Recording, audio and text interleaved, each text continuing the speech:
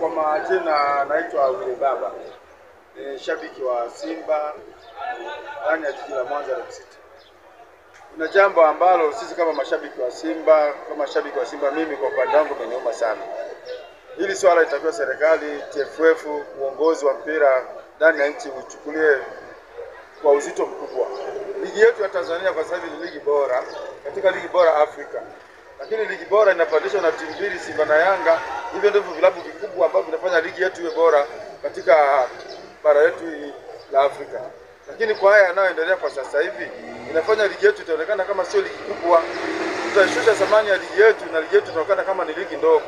Kwa mfano hili tukio la jana ambalo limefanyika, kisheria na utaratibu, timu inayoruhusiwa kucheza siku ya mwisho kuelekea mechi ni timu ambayo ni timu ngeni ndiye anayepewa uwanja kwa siku hiyo.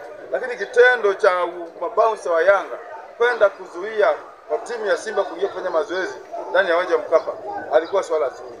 Swala hili tukiwa serikali, uongozi kiujumla walichukulia uzito mkubwa. Kama kuna kuweka faini iwe kubwa. La pili, kuna mambo mengine yanayofanyika ndani ya uwanja ambayo sio mazuri. Siku kama ya mechi unakuta timu nyingine haipiti kwenye lango kwa imani za kishirikina. Timu inapita pembeni malango ambayo haijaruhusiwa kwa ajili ya kupita timu.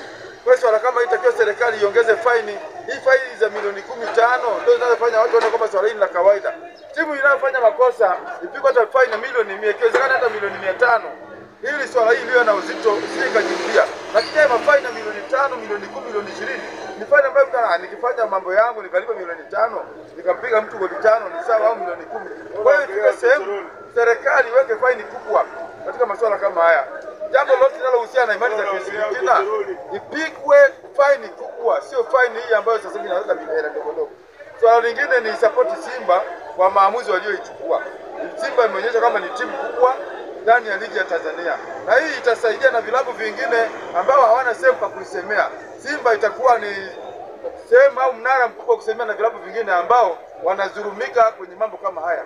Hii swala leo kama ingekuwa timu kama Pamba isingepewa uzito, ingekuwa timu kama Coastal ingepuuziwa, lakini kwa sababu ambaye amesimamia swala hili ni mnyama, tena timu kubwa ndani ya ligi ya Tanzania na bara la Afrika, ni support timu yangu kwa nafasi walioichukua kusimamia haki na sheria za kisoka.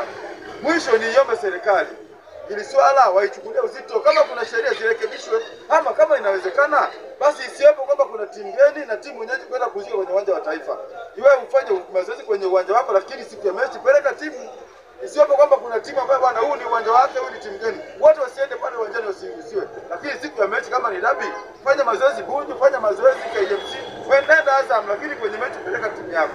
Haya ndio maoni yangu kama shabiki wa Simba Mwanza. Naipenda timu yangu, naipenda ligi ya Tanzania.